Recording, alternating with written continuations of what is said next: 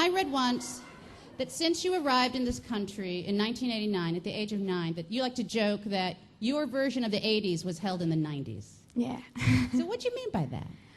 Well, all the fun, like, shoulder pads and the big hair and all the music, I didn't get to have that till, like, mid to late 90s, So I was just kind of a decade late with it.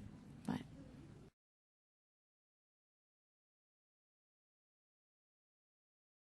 Regina, given that you came here, as I mentioned earlier, at the age of 9 from the Soviet Union, I'm wondering if you see the same sense of opportunity when you look at our present situation?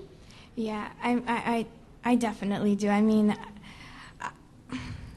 I know that it's caused tremendous amounts of pain for people, and I know that it's brought in a lot of very bad things, but I would be lying if I said I wasn't excited when this whole thing happened, because I sort of thought that it was going to make people really look at why they need money, what they're looking for in their lives, how they're going to make themselves happy if it's not, the extra bedroom in their house renovated for the 5th time or whatever. I thought I was sort of, yeah, I was definitely thinking more of the fun 80s and not the economic 80s. I'm glad for that to end as well.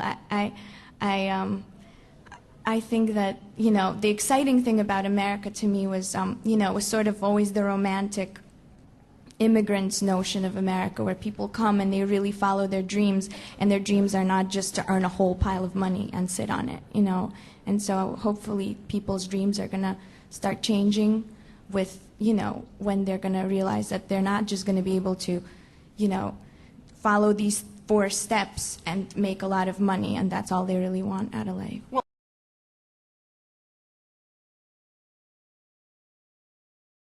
To me, Regina, you do that with your songs, like within 3 minutes. With a lot less attention span, and a lot less hard effort and research. Well, on the other hand, 3 minutes to create a world, that's something.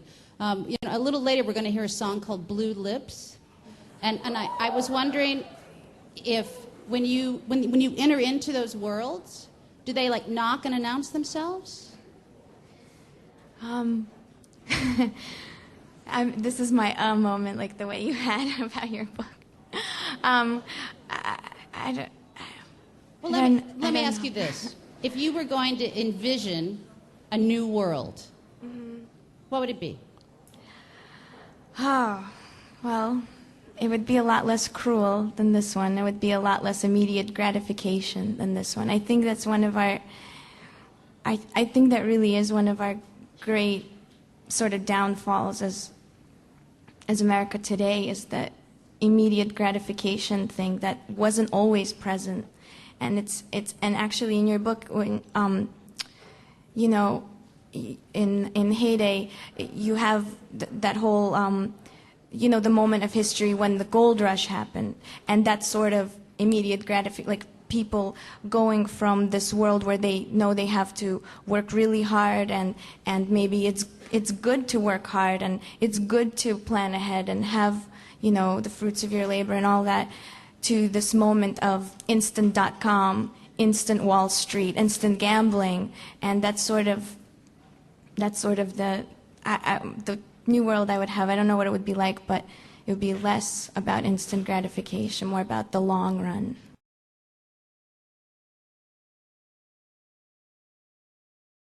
You're a kid growing up in the Soviet Union, and your parents said to you, someday we're going to go to America.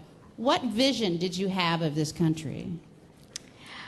I pictured it like a safari. I thought that everybody in America had, for some reason, America in my head was like a Jungle Book, and everybody had pet panthers and parrots that talked to them, and lions, and I don't know. Back in the 70s. Back in the 70s we did, yeah. What a disappointment when you finally got here.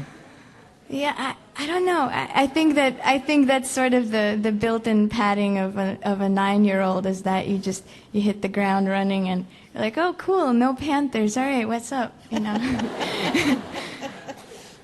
When you got here, you didn't have enough English to communicate right away. I didn't have any.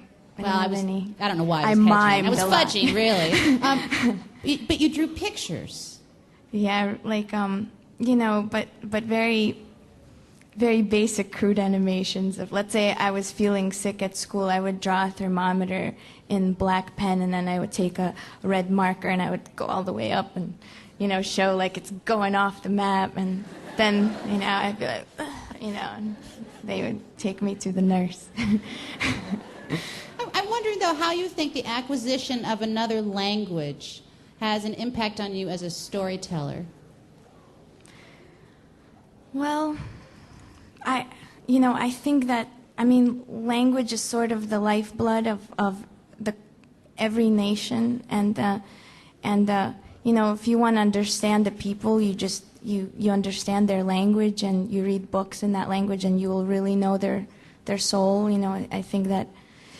So, I think just all the expressions and all the things of the Russian books and sort of the Russian language definitely helped me have this whole other world, other than, the English.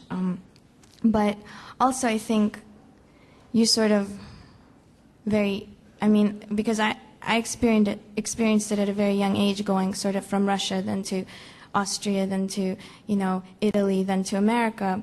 And so all of a sudden, I sort of had this thing of, well, everything is just sounds, and everybody's it's very, it's very abstract and sort of arbitrary, really. Like, these people pick this sound, these people pick this sound. So in a lot of ways, it's, as much as it's the lifeblood, it's also like a paradox, because it's also an illusion. Like, you're just kind of born into it, but, it's just sounds. And so, I don't know, maybe it just made me kind of think, well, I don't know. I guess any sounds are allowed, and kind of any kind of expression is allowed. So maybe. I don't know if I answered your question, Catherine. You did a beautiful job. So I know that you grew up thinking and training to be a classical concert pianist. What moment? Was there a moment that happened when you said, not going to happen? Yeah. Well, there was a lot of moments, but I think that I think it's sort of, actually, I think that people grow up and they forget how hard it is to be a teenager, and how you're sort of, everybody's sort of talking to you like you're an adult, and everybody wants you to answer what you're going to do with your life. And if the answer you've been saying since you were 6, all of a sudden somewhere inside your heart changes, you have to then deal with the pain of every time somebody says, so what are you going to be when you grow up? And you've said classical pianist for, as long as you can remember, and you don't feel that anymore. That's really, really hard. So I don't think there was like a day or a moment, but it was just this creeping, like, horror of realization where I'm not good enough to do this, and it just was like coming at me from, but, luckily, at the right moment, some friends handed me some Western music I'd never heard before. I never really heard women singing, really. As stupid as that sounds, until I got some mixtapes of, like, Joni Mitchell and Ani DeFranco when I was 15, and all of a sudden I was like, well, maybe, maybe I could putz around and try this. And then, I really tried. But, I think that it's sort of, there's a lot of obvious things in our world that sometimes you just can't see. They're right in front of you, and you won't know that you can do it unless you see other people doing it. Well, I think there's also something about the liberation that can come with failure, and I wish I had made up that line, but someone else did.